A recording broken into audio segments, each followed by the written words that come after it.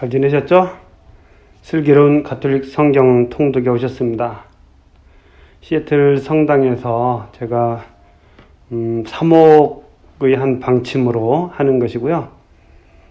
2021년 신약 성경을 한번 읽자 그런 취지로 시작을 해서 이제 베드로의 둘째 서간의 3장 마지막 장을 읽을 차례가 되었습니다. 자, 기도를 시작할게요. 성부와 성자와 성령의 이름으로 아멘.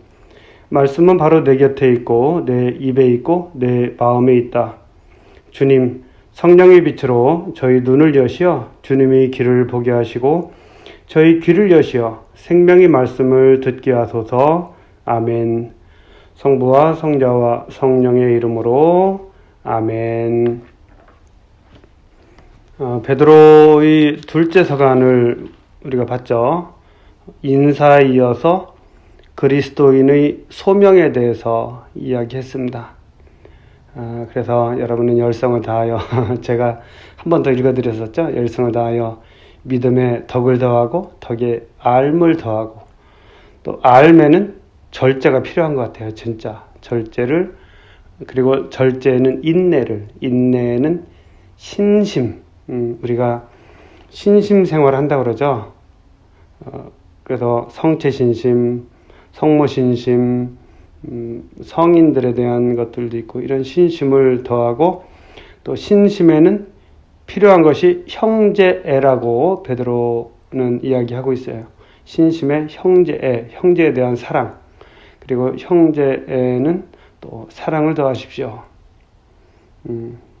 사랑을 더하라, 이런 이야기를 했고, 그리고 사도들과 예언자들의 증언에 대해서도 이야기했는데, 여기서는 본인들이 직접 목격한 목격자로서 전하기 때문에 확실하다는 이야기를 했고요. 거짓 예언자들과 거짓 교사들에 대해서도 이야기를 했습니다. 항상 있어요. 어디에서나 자기 나름대로 해석을 하고 또 그것이 정석인 양 가르치는 사람들이 많이 있습니다. 그런 사람들은 그 가르침들이 혹하죠. 예를 들면 가짜 기사나 이런 기사들을 내거나 해서 언론사에서 원하는 것은 그것보다도 거기에 중간중간에 들어가는, 인터넷에 보면 중간중간에 들어가는 광고, 선전, 거기서 돈 버는 게 더 중요하고, 기사나 또 그 헤드라인 자체는 사람들이 시선을 끌고 관심을 끄는 그런 역할을 하도록 하는 것이죠. 그래서 그것이 진실되냐 이런 것과는 조금 다른 관점에서 언론사들은 접근을 하고 있다는 거, 속지 않아야 된다. 거짓 교사들, 거짓 예언자들은 그런 경향들이 있다. 달콤하지만 막상 먹어보면 그 안에 독이 들어있는 이런 거라고 생각하면 될 것 같아요. 자, 오늘은 3장입니다. 3장은 재림에 대한 희망과 축복에 대해서 이야기합니다. 이단자들은 주님의 재림이 지연된다고 조롱하지만 베드로는 하느님께서 모두 회개하기를 바라셔서 재림과 심판의 기회를 미루고 계실 뿐이라고 이야기를 하고 있어요. 주님의 날은 도둑처럼 분명히 올 것이므로 신자들은 예언 말씀과 사도들의 가르침을 기억하며 거룩한 생활을 하면서 기다리라고 권유합니다. 특히 바오로 서간의 예를 들어 성경 구절을 곡해하지 말라고 주의를 주고 있어요. 곡해, 잘못된 해석을 하지 말라는 것이죠. 예수 그리스도에게서 받은 은총과 그분에 대한 알을 더욱 키워나가기를 강력히 권고하는 말로 서간을 끝맺고 있습니다. 종말론과 관련된 그런 이야기죠. 오늘날 우리들이 세상에도 필요한 그런 이야기입니다. 자, 읽겠습니다. 주님의 재림. 사랑하는 여러분, 나는 지금 여러분에게 두 번째 편지를 쓰고 있습니다. 이 두 편지로 나는 여러분의 기억을 되살려 순수한 정신을 불러일으키려고 합니다. 거룩한 예언자들이 이미 예언한 말씀과 주님이시며 구원자이신 분께서 여러분의 사도들을 통하여 내리신 계명을 기억하십시오. 여러분은 무엇보다 먼저 이것을 알아두어야 합니다. 마지막 때 자기 욕망에 따라 사는 조롱꾼들이 나와서 여러분을 조롱하며 그분의 재림에 관한 약속은 어떻게 되었소? 사실 조상들이 세상을 떠나고 나서도 창조 이래 모든 것이 그대로 있지 않소? 할 것입니다. 이렇게 주장하는 그들은 하느님의 말씀으로 하늘이 예로부터 있어 왔고 땅이 물에서 나와 물로 이루어졌다는 사실을 간과하고 있습니다. 그때 세상은 홍수에 잠겨 물로 멸망하였습니다. 지금은 하늘과 땅도 불에 타 없어질 때까지 같은 말씀으로 보존됩니다. 불경한 사람들이 심판을 받아 멸망하는 날까지만 유지되는 것입니다. 사랑하는 여러분, 이 한 가지를 간과해서는 안 됩니다. 주님께는 하루가 1000년 같고 1000년이 하루 같습니다. 어떤 이들은 미루신다고 생각하지만 주님께서는 약속을 미루지 않으십니다. 오히려 여러분을 위하여 참고 기다리시는 것입니다. 아무도 멸망하지 않고 모두 회개하기를 바라시기 때문입니다. 그러나 주님의 날은 도둑처럼 올 것입니다. 그날에 하늘은 요란한 소리를 내며 사라지고 원소들은 불에 타 쓰러지며 땅과 그 안에서 이루어진 모든 것이 드러날 것입니다. 여기까지 주님의 재림, 사람들은 미루고 있다 이렇게 이야기할 것 같지만 주님께서는 약속을 미루지 않으신다. 오히려 여러분을 위하여 참고 기다리신다. 이런 이야기를 하고 있어요. 또 그분의 재림에 관한 약속이 어떻게 되었어? 사실 조상들이 세상을 떠나고 나서도 창조 이래 모든 것이 그대로 있지 않소? 약속이 이루어지지 않았지 않소? 재림이 아직 안 오지 않았지 않소? 이렇게 하면서 따질 수 있다는 것이죠.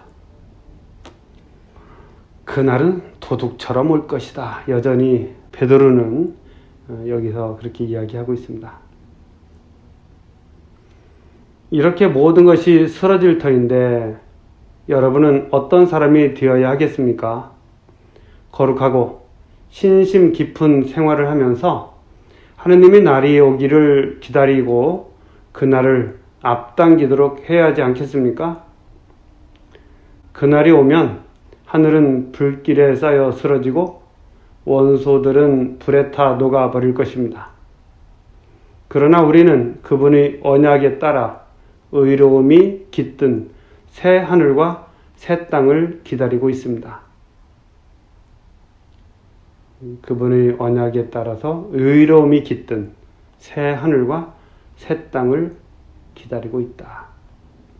그러므로 사랑하는 여러분, 여러분은 이러한 것들을 기다리고 있으니 티 없고 흠 없는 사람으로 평화로이 그분 앞에 나설 수 있도록 애쓰십시오. 그리고 우리 주님께서 참고 기다리시는 것을 구원의 기회로 생각하십시오. 이는 우리가 사랑하는 바오로 형제가 하느님에게서 받은 지혜에 따라 여러분에게 써보낸 바와 같습니다. 사실 그는 모든 편지에서 이러한 것들을 이야기합니다. 그 가운데에는 알아듣기 어려운 것들이 있는데 무식하고 믿음이 확고하지 못한 자들은 다른 성경 구절들을 곡해하듯이 그것들도 곡해하여 스스로 멸망을 불러옵니다. 그러므로 사랑하는 여러분은 이 사실을 이미 알고 있으니 무법한 자들의 오류에 휩쓸려 확신을 잃는 일이 없도록 주의하십시오.